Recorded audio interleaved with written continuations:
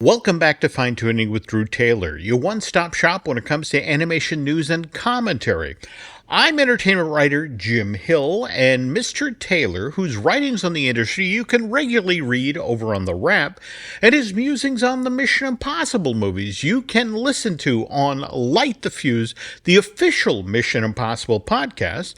He and I are recording this week's show on Thursday, May 16th, 2024, and just today, we got a brand new trailer for Ultraman Uprising. Is that correct? Not uprising, Jim. He's not uprising. He's just rising. Dang. He's rising. Okay, the Ultraman the sky. There we go. Yeah. All right, this animated feature debuts on Netflix on June 14th, and I gotta say, I really liked this trailer. I mean, I know we've had teasers up until this point, but this really sort of lays out the stakes of the film, and it looks charming. Yeah, I think it does a good job of establishing what the tone of the movie is, which is a little bit more dramatic maybe than earlier materials suggest. And yeah, you get a great look at the world and the amazing animation that Industrial Light and Magic did. And if you really want a thorough breakdown of this movie, Jim, what should people do?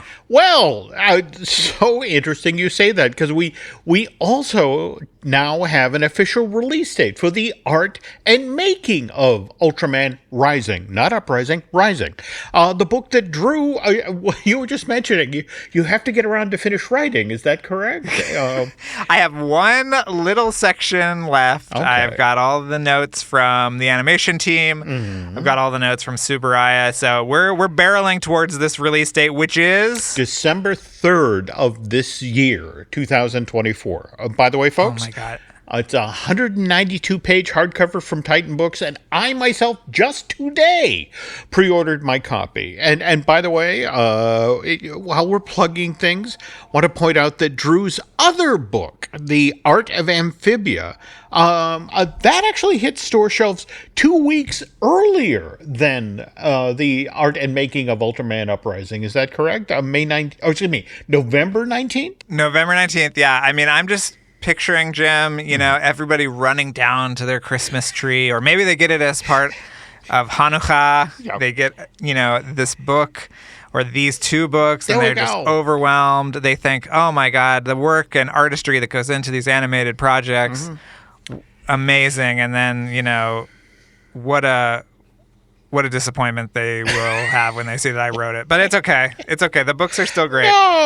No. That's it. These are handsome coffee table books. By the way, do they still call them that? Coffee table books? I mean, I think they should be coffee table books. Yeah. Things you leave out to impress your friends. Like, look at this cool book about this cool movie. Yes.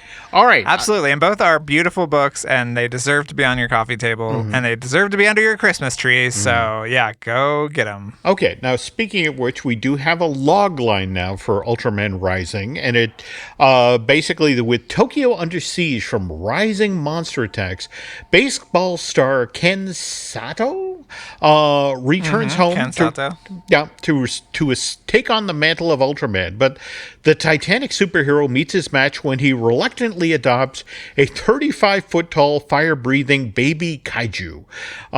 Sato must rise above his ego to balance work and parenthood while protecting the baby from forces bent on exploiting her for their own dark plans. And again, looks great from the trailer, and you mentioned already Industrial Light and Magic.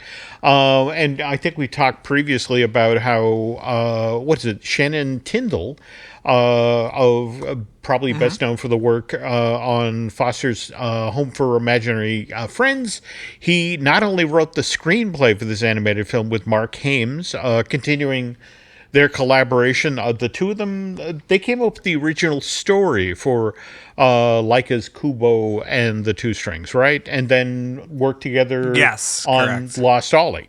But Tyndall is also the director of Ultraman Rising, along with John Asoshima, who Disney fans probably know from the episodes he directed of the DuckTales revival and Gravity Falls, not to mention serving as the head of story on Kubo and the Two Strings. So basically, he's the co-director on this project. So Shannon and Mark and John already have a history. They've worked closely together on a bunch of previous animated projects. So very much looking forward to Ultraman Rising and seeing what these three can do. But before that, we have Thelma the Unicorn, which debuts on Netflix tomorrow, Friday, May 17th. And this is directed by Jared Hess, best known for his work on Napoleon Dynamite and Nacho Libre, and Lin Wang, who was the showrunner on Unikitty for Cartoon Network and Star versus the Forces of Evil over at Disney Channel. And that's an interesting Venn diagram, don't you think? When you think about those four different projects coming together for one animated film, that sounds like a movie I really want to see. Yeah, it's good. It's really good. Okay. I saw it a few weeks ago, and it is very charming, and it is very sweet without ever being too saccharine. And it's got some really handsome animation, I believe by DNEG, I want to say. Yeah, it's really entertaining and fun. I think it's going to be a big hit for Netflix. So cool. Long live animation. Yes. Yeah. And we have even more animation news coming up. But before we get started there, just want to remind you that the news portion of Fine Tuning is brought to you by TouringPlans.com. And if you're planning a trip to Central Florida, and you're looking to experience some of the theme parks you'll find around the city beautiful, well, you really need to check out TouringPlans.com, because the smart folks who run that site, they can share all sorts of winning strategies that you can use when you get to the parks that'll help you save time and help you save money. So please check them out at TouringPlans.com, and you can thank Mr. Taylor and I later.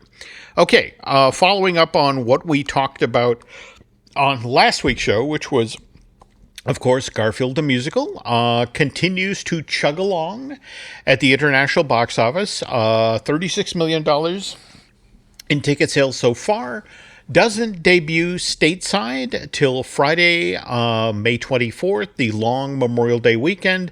And that was kind of a deliberate choice, wasn't it? They're going to be the family-friendly option, the alternative to Furiosa, the Mad Max saga, which you have seen at this point, right? I have seen. I absolutely loved Furiosa. I thought it was just absolutely wonderful. But yeah, you're right. They're kind of trying to do the Barbenheimer thing on a different scale. Yeah. Where I think that you have in here that the projection for the opening weekend is 35 million. I actually think it's going to be higher. It's a really solid movie, and I think I think families are really starved for something to watch. And which opens this weekend, is not going to cut it at all. Yeah. So I have to admit, I was intrigued by the reviews. It's interesting to see Pixar used as a cudgel. It's like, you tried to make a live-action Pixar film, but you didn't succeed. I like the tweet that said it was a live-action Pixar movie before they had broken it down and rebuilt it again, which is basically, it's like a first screening Pixar movie. It's pretty rough. But anyway, we don't need to talk about if. Okay. All right. So, but as Drew mentioned, what they're saying out there is that the current projections for the Garfield movie are 35 million, but you're saying that's conservative. So let's see what happens. Okay. Yeah. Now, speaking of animated features with cats in them, did you see the clip for Flo that bubbled up online over the past couple of days? No, I didn't. Tell me about it, Jim. Okay. Well, I gotta say, this animated feature is going to sound a little bleak, especially in comparison to the plot of the Garfield movie, which has him having an unexpected reunion with his long-lost dad, who, again, voiced by Samuel L. Jackson. I kind of love that. But Flo, which is supposed to be screened at Cannes, which just got underway, by the way, Tuesday of this week, May 14th, This same film will be shown at Annecy next month. That the Animation Film Festival and Market being held in France June 9th through the 15th. And Mr. Taylor will be there. So hope to get some fun stories. But Flow is a dialogue-free post-apocalyptic animated travelogue. And the log line for this Gintz Zil Ba Lo Dis film reads as follows, Drew. The world seems to be coming to an end, or at least humanity has disappeared, and now the world's water levels seem to be rising rapidly. And Cat, that singular, just a single cat, is normally a solitary creature, but when its home is swept away by the Great Flood, Cat finds refuge on a boat that's populated by a variety of species. We have a dog, a lemur, a capybara, and a secretary. And there's a great Borscht Belt joke in here, Drew. I can't figure it out yet. That a dog, a lemur, and a capybara walk into a bar together. But anyway, these 5 are confined on a small boat and are forced to find a way to interact, get along as they float wordlessly through an increasingly surreal landscape. And seriously, Drew, you have to go seek out this clip because it's beautiful. But at the same time, and the animals are on point. In fact, Zib Balodis, the director, joked that he actually made his animators watch cat videos, those things that are a billion of them on YouTube, because he wanted to make sure that the cat inflow was authentic as possible. And I mean, it's just when you look at the clip, it's this ambitious, but there's no other way to describe it, an odd animated feature, which is why Flow is being screened out of competition at Cannes in their Un Certainement Regard section, which is supposedly reserved. Oh my god, de certain regard. Oh my god. All right. This is the portion of that film festival that's reserved for unusual, daring fare. And I want to point out here that Flow currently is looking for North American distribution. It doesn't have it yet. And just based on the clip, I would really love somebody, a studio of size, to grab this and manage to get it on some fairly big screens, because it's got some amazing imagery. But, back in the day, Flow was the sort of film we used to call an art house release. I don't think they call them that anymore. Where what art houses? Jim? There we go. That's the other thing. Back in exhibition prehistory, there used to be art houses. Where, I mean, if we talk about something like Despicable Me 4, that's about as commercial as we can come. And speaking of that Illumination production, which Universal Pictures will be releasing to theaters on Wednesday, July 3rd, as I mentioned on last week's Fine Tuning, I'm always intrigued by how these giant media conglomerates, how they decide to promote their high-profile projects, who they're willing to get into bed with in order to spread the word about their newest animated feature. And case in point, Drew, back when Despicable Me 3 went out into the theaters in July of 2017, Illuminations and Universal cut what I thought was, it's like, that's smart. I mean, that's definitely in the wheelhouse in the world of the film, in that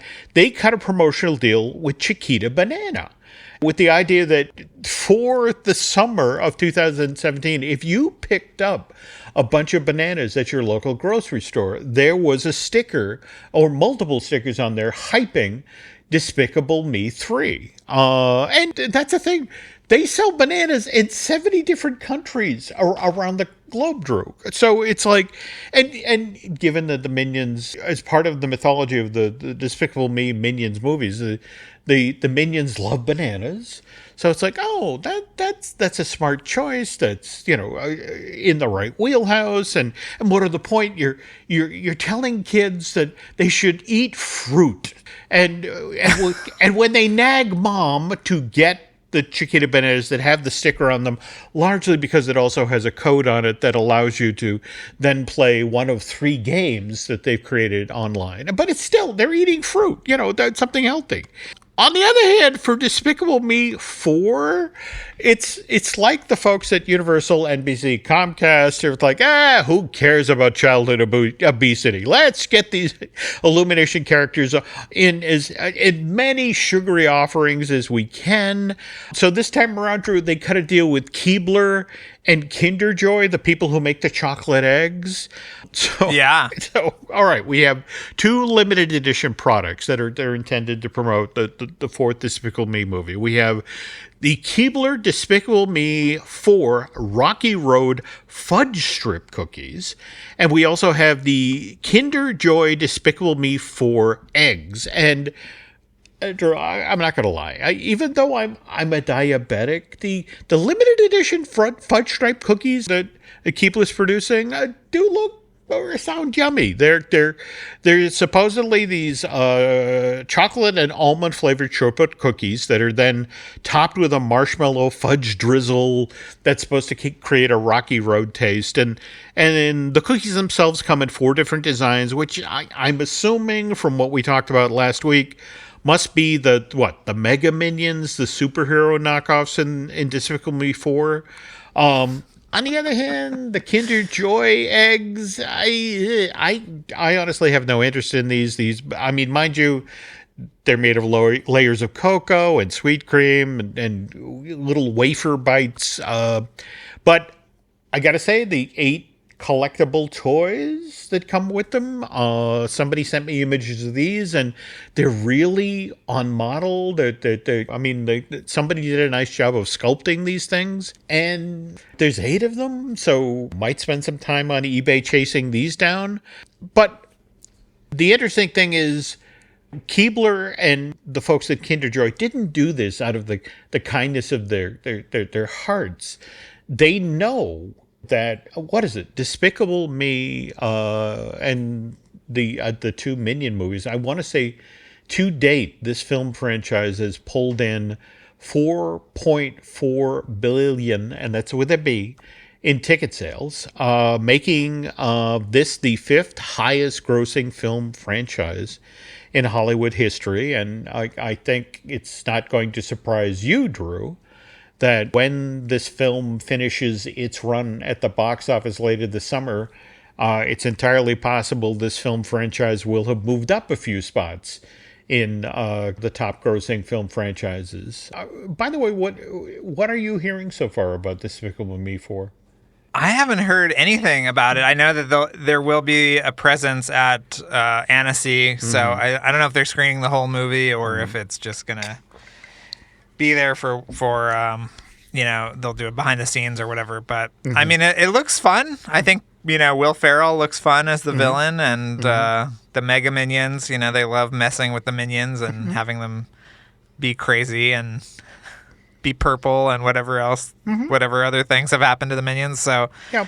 I mean, I'm not crazy about Illumination movies, but they always get the job done. And you're right, they are huge box office powerhouses. So yeah, bring it on. It's the 1-2 punch of, I think Illuminations is the envy of the industry, at least when it comes to keeping production costs down. They always deliver a handsome film, handsome looking film at an amazingly low price point. But so it's that much easier for them to come into profit. And as we mentioned on the last show, I mean, again, that they're also marketing the hell out of it and merchandising the hell out of it. So all of these revenue streams. Anyway, we were just talking about childhood obesity, so I guess now we have to mention that there's a brand new South Park special debuting on Paramount Plus on May 24th, which, by the way, the exact same day that the Garfield movie and Furiosa debut in theaters. And this is going to be the 7th of the series of South Park specials that Matt Stone and Trey Parker have created for that streaming service. And this time around, this South Park special, The End of Obesity, its logline is that weight loss drugs have taken the quiet mountain town of South Park by storm. And when the overweight, foul-mouthed Eric Cartman is denied access to the medicine, he recruits Kyle, Stan, Butters, and Kenny for help. And personal note, Drew, I actually just started taking Ozempic about a month or so back to help out with my diabetes. And I've noticed, in fact, do you notice I got the Ozempic face thing going on here? I got the turkey neck and the slightly sunken eyes, but I am feeling better. Okay, that's all that matters. I mean, I think you're beautiful at any weight, so as long as you're feeling better, that's all that matters. Well, but again, I have to admit, it's just sort of like, oh dear, now Eric Cartman and I have something in commmen, that it's beyond something else in common. Beyond the obvious. No, that's my pot pie, kitty. Just leave me alone. So, all right. Anyway, folks. But again, the nice thing is when you feel better, you get more stuff done. And speaking of more stuff, on the second half of today's show, Drew suggested actually a wonderful idea for the topic. We're going to talk about Jim Henson and the contribution that he made to animation. But first, this. And we're back. Okay, just a few minutes ago, we were talking about Annecy, the film festival and market that's being held in France, June 9th through the 15th. And as we mentioned, Drew is going to be over there covering that. But prior to flying off to France, Drew just wrote a great article for The Wrap about what Warner Brothers is going to be presenting at this year's event. And it's actually, they've got multiple things they're doing for this year's Annecy, right? Yeah. I mean, the big one obviously is the Lord of the Rings, the War of the Rohirrim, and Andy Serkis will actually be there. Okay. Yeah, I think he's like moderating the panel, but yes, so it'll be there with the co-writer Philippa Boyens and the filmmakers. So that's the big one, and then there's going to be stuff for James Gunn's DC series, Creature Commandos, and you and I, Jim, are keenly interested in the world premiere of The Day the Earth Blew Up, a Looney Tunes movie. This one, yeah. I mean, don't get me wrong. Yes, I am genuinely looking forward to this. I love that little bit of animation that bubbled up from this thing, I want to say 6 or 8 months back. That felt very Frank Tashlin, very Tex Avery, sort of leaned into that. But again, I just do not get how it is that there is a way for a Warner Brothers to send The Day the World Blew Up, a Looney Tunes movie, out into the world, and yet we have, Coyote versus Acme. Again, no news, nothing, zip, nada. Yeah. I don't understand that. Yeah. And that was a film that had actually tested and people liked it. I know. Maybe we should do a guerrilla screening of it. Ooh. Unfinished. It'll just be in some French guy's basement and, we'll see how many people we can cram in there and show it off. How about that? Oh, that would be cool. And if somebody at Warner Brothers can facilitate that would be especially... Let's make it happen. Okay. Now... yeah, but I mean, additionally, there's programs that are devoted to the adult animation side of Warner Brothers Discovery's animation output. There's a panel about the return of the amazing world of Gumball. And there is a quote-unquote curated program celebrating the proud legacy of short-form animation with shorts from Friz Freleng, Tex Avery, Hanna-Barbera, Chuck Jones, Gendy Tartakovsky, and more. So a really good lineup, I think, of stuff. I agree. But as long as we're talking about stuff that's screening at Cannes this year, also being shown over there is Ron Howard's The Idea Man, which is a documentary about the life and creative career of Jim Henson. Now, mind you, this is going to be screened as part of Cannes' classic lineup before it then debuts on Disney Plus on May 31st of this month. And Drew, you suggested this idea because today, May 16th, is a sad anniversary. It was 34 years ago today. We lost Jim Henson at just 53 years of age, which is too damn young. And I think that the hardest part of this story to swallow is that Jim had bacterial pneumonia, a form that was entirely treatable. And in fact, if he had gone to the hospital earlier, this would be an entirely different story. But the thing of it is they say that it was even if he had, because the taxi was dropped him off at the wrong lobby. They say that if he had even, stayed in the taxi and not walked to the other entrance, that he could have maybe lived. I mean, it is one of the most the biggest tragedies ever. Yeah. In fact, it's so interesting you mentioned that story because I've just grabbed my copy of Jim Henson, the biography, which is Brian J. Jones just did an amazing job with this book. But the story that Drew just shared here, it's 4:00 in the morning, and Jim has finally been persuaded by his wife Jane. It's like, okay, we need to get you to the hospital. So the thing is, a private car is dispatched to meet Jim outside of the Sherry Nederlander.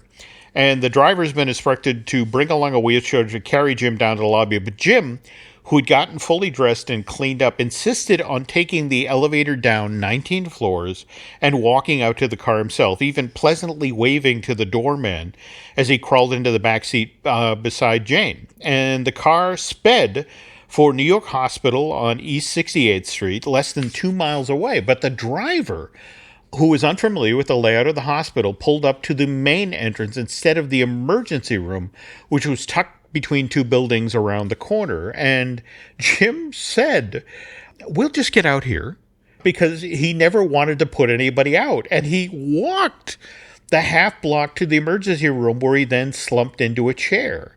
And so again, the story that Drew shared, I mean, it actually happened. This was who he was right down to the end. This kind, decent guy who, again, didn't want to put out that, no, we'll be fine. But the other thing Jim Henson was a creator. He always wanted to create. And in fact, this is the part of the story that always fascinates me, as a young kid, he loved the work of Walt Disney. And it was one of these things where it's like, ooh, wouldn't it be cool if I could be an animator for Disney? But another door opened before he could explore that. And that was that the local, the WRC, the broadcast affiliate in Washington, D.C., in May of 1955, put out word to the effect of, we're looking to do a puppet show, a 5-minute-long puppet show each night, and we'd love to have people come in and audition. And again, this is the part of the story I love, Drew. Jim hadn't actually worked with puppets till this point, but he saw that opportunity. He heard about it. He went home and made puppets and brought them in to the station manager at WRC. And the guy went, okay, we'll give you a shot. And it just so May of 1955. So again, we're what? 2 months out from when Disneyland opens out in Anaheim. And here's Jim Henson with 5 minutes at night, performing his handmade puppets. And everyone knows the famous story about how Kermit came to be, how he took his mother's green coat and cut her up and made the frog puppet. But here he is performing. You'll get that story again, Jim, and Jim Henson Idea Man coming to Disney Plus. There you go. So, yeah.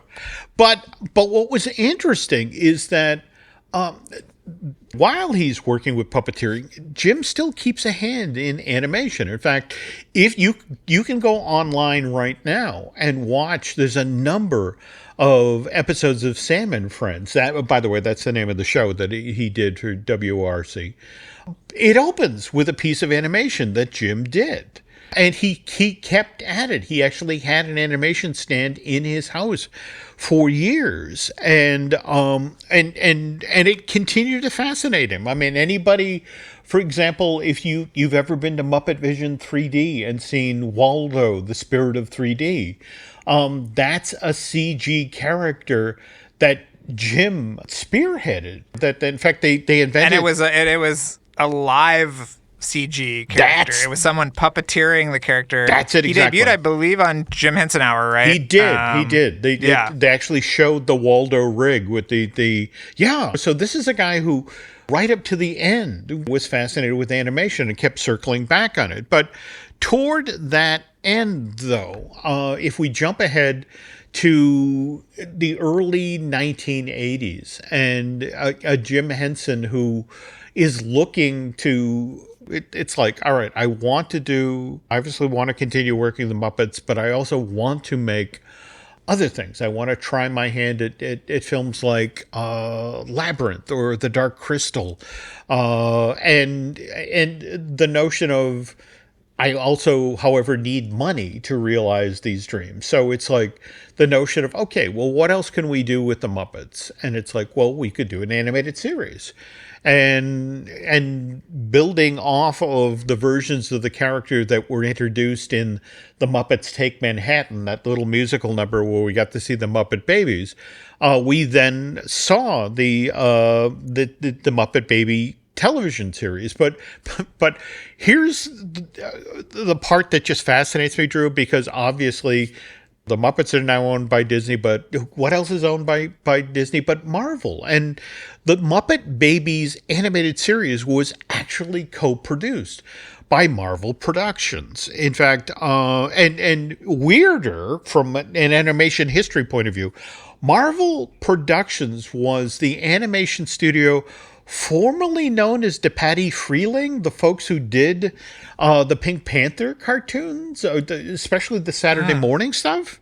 And evidently they got bought by Marvel Comics in 1981 with the notion of Marvel was thinking, well, we're really not taking advantage of our catalog the way that we should. So Marvel Productions produced animated series from Spider-Man and the Incredible Hulk, but because they were looking to diversify, they not only made, well, Muppet Babies and later a season of Fraggle Rock, but they also did a bunch of shows based on Hasbro toys like Transformers, G.I. Joe, A Real American Hero, even the My Little Pony show, that was Marvel. Did you know that? They had a whole animation block, years before the Disney animation, Disney Afternoon. Yeah. It was good animation. It was quality. I mean, we do not, recognize how much quality cell animation we had in those days. I mean, it's astounding. It is.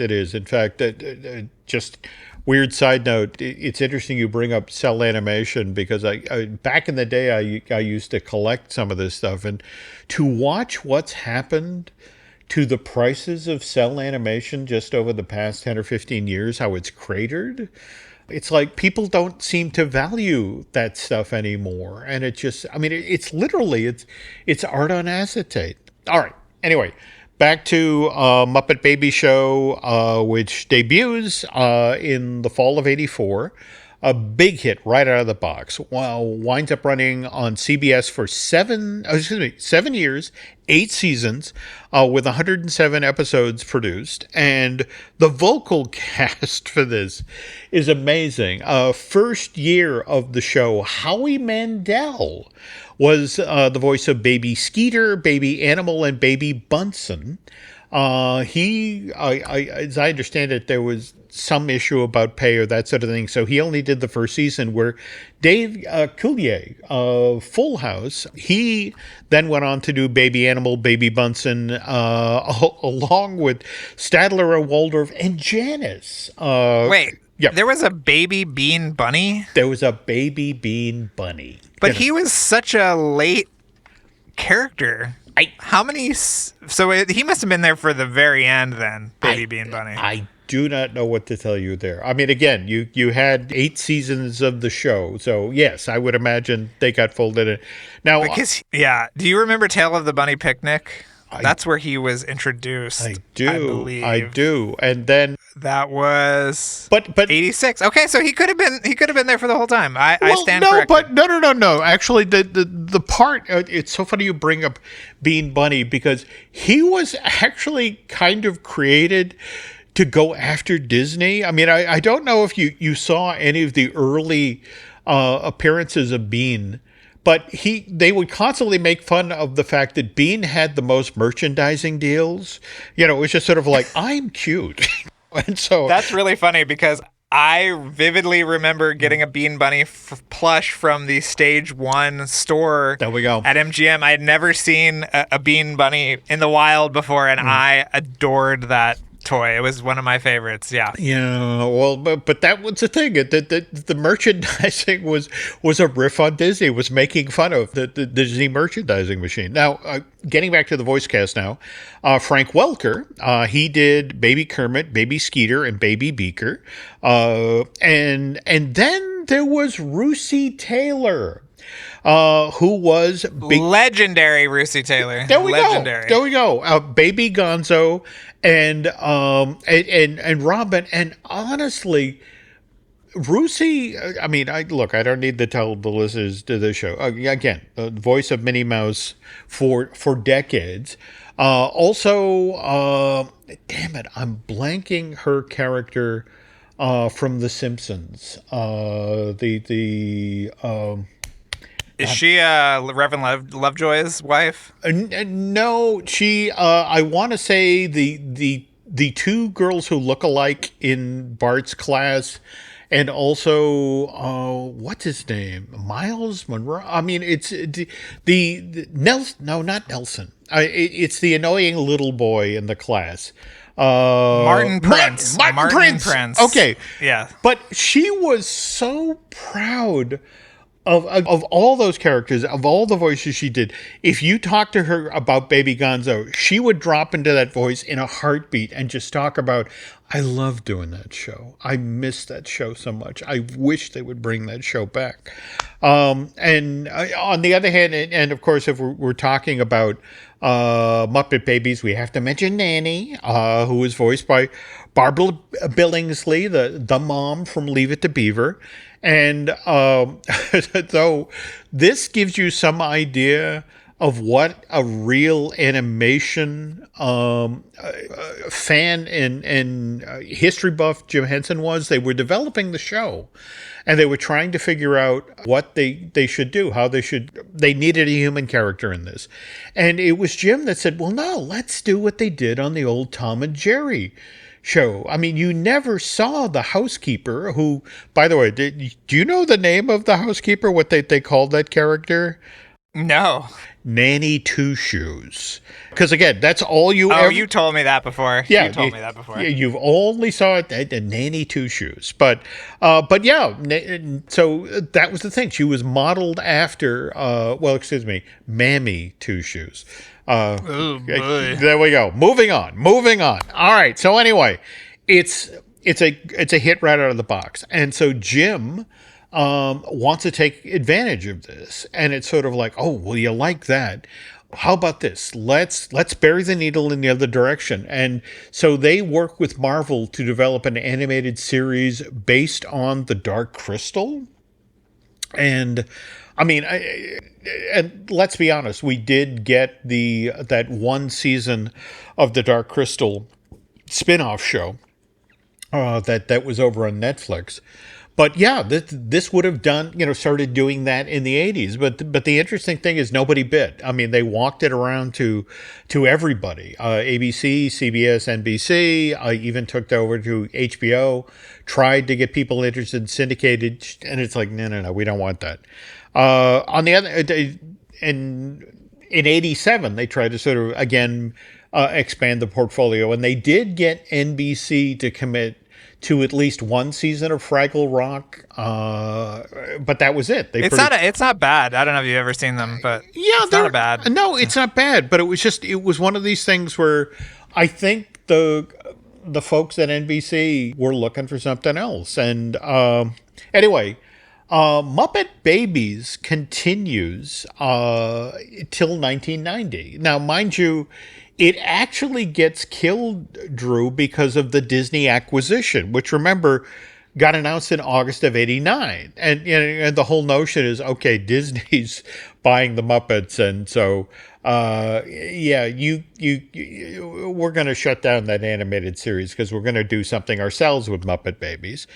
So that goes off the air, and then of course the irony is, I want to say just weeks after the Muppet Babies end their run on CBS, word breaks that the deal with Henson and Disney has fallen apart, and then what? You actually get some really good footage that I've never seen before of Henson and Eisner on Good Morning America or something from Disney MGM Studios in front of the Arch. Yeah. That was when they were sort of prematurely announcing the, coupling. Yeah. Anyway, that's in the IDMN documentary. That's what could have been. No, absolutely. And in fact, to bring the story sort of full circle here, Marvel Productions, the animation studio itself, it actually goes away in '93 when Marvel merges with New World Television and then becomes New World Animation. And the irony further here, Drew, is that given the consolidation of the animation industry during this time, people who worked for Marvel eventually end up working for Disney television animation, for DuckTales and Goof Troop and the like. Right. Anyway, long story short, Disney does eventually acquire the Muppets in February of 2004. But, and you would think, it's like, oh, we should do something with Muppet Babies. It takes them 14 years to get around to circling back to doing anything with the show. And we get in Disney terms, Jim, that's called expedience right there. 14 years. Somebody got started on that, 14 years and one day ago, and they had it done in 14 years, Jim. Well, I mean, at least that finally got done. On the other hand, you've probably heard the very same things that I've heard, that one of the main reasons that Disney did go after the Muppets finally in February 2004 was Bear in the Big Blue House. Yeah. And what? We're now 20 years later and still no revival of that? That seems... Well, part of it is that, the Henson side of things and the Disney side of things... I don't think that relationship ever really was mended fully. Although Brian obviously has done many things for Disney, including Muppet Christmas Carol and Muppet Treasure Island and all those things. But all true. True. I don't know. It's interesting. Also, Jim, I tried to get you to talk about Little Muppet Monsters, and you just staunchly refused. Little Muppet Monsters is fascinating because it does have an animation component. But they only made like 4 or 5 of those, right? I mean, they made, I think they made closer to 10, but I think only 3 were aired. Oh. And they tried to actually package it with Muppet Babies into a single hour-long thing. But yeah, you're right. It didn't work. But it is interesting because some of those segments have animated versions of the Muppets. Oh, yeah. The full-grown Muppets, which is sort of interesting and unique. But well, I don't know. Maybe we can talk about Little Muppet Monsters some other time. We'll tell you what. Let's see if we can... Let's do it right then. Let's see if we can chase down... Somebody out there has got to have the full run of... The lost episodes? Yeah.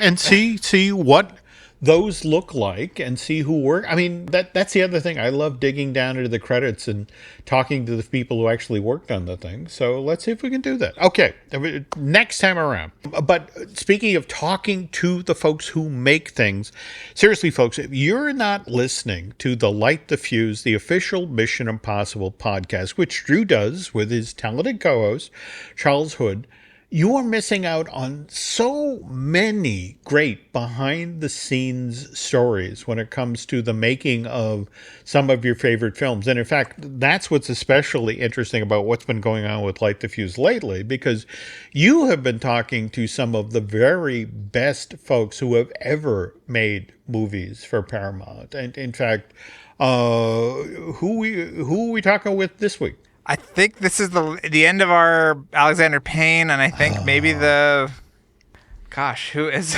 Oh, the Sean S. Cunningham, of course. That is coming up. Again, yeah, that'll be great. We already talked again. I have Friday the 13th stories out the wazoo, but no great. place. What's your favorite? What's your favorite one, Jim? That's a question. They're all uniformly terrible, but they're made by lovely people. I mean, that's the thing. They are not terrible. There's some. Awful. 4 is great. 6 is my favorite because it is very funny. It's got a great sort of vibe to it. There's actually campers there. If you want a good horror comedy, Friday the 13th, 6, Jason Lives.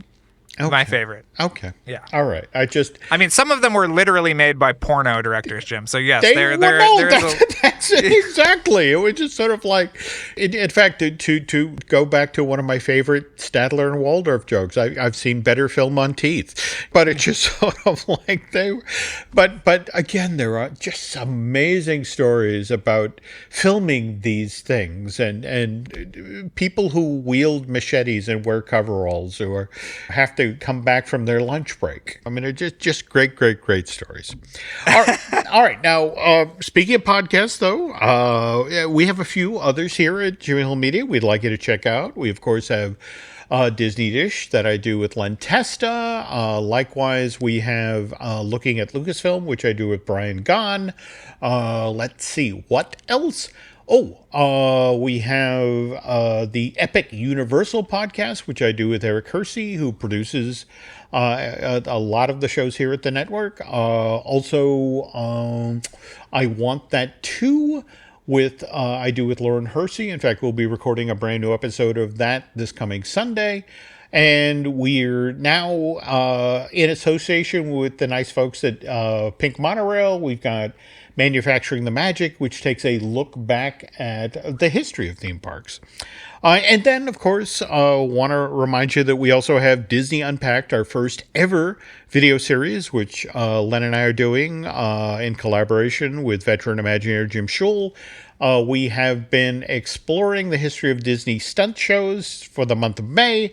Next month, we are taking a close look at Mater's Junkyard Jamboree, which is a fun attraction at California Adventure that has spawned 4 other rides around the globe that make use of the same ride system, 4 different attractions.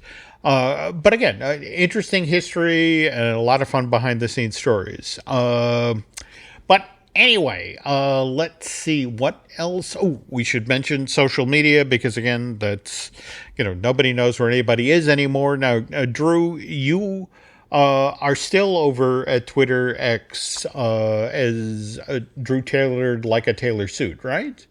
Yeah, that's it, Jim. Okay. I'm there. Okay. I'm there. But there are also other places where folks can find you? Or? Yeah, everywhere else I'm also there, but I don't really post anywhere else besides Twitter and Instagram. And especially if you want to see photos of my dog, definitely follow me on Instagram. Yeah. Cool. All right. Myself, you can find me on Twitter and Instagram as Jim Hill Media, and over on Facebook is Jim Hill Media News. One final favor here, folks, before we go. If you could head over to Apple Podcasts and rate and review, well, not just the show you're listening to right now, Fine Tuning, but also Light the Fuse, the official Mission Impossible podcast. Mr. Taylor and I would appreciate that. That helps, bring extra ears and eyeballs to the table. And I guess that's going to do it for this week. So, on behalf of Drew, thanks for listening. And until next time, take care.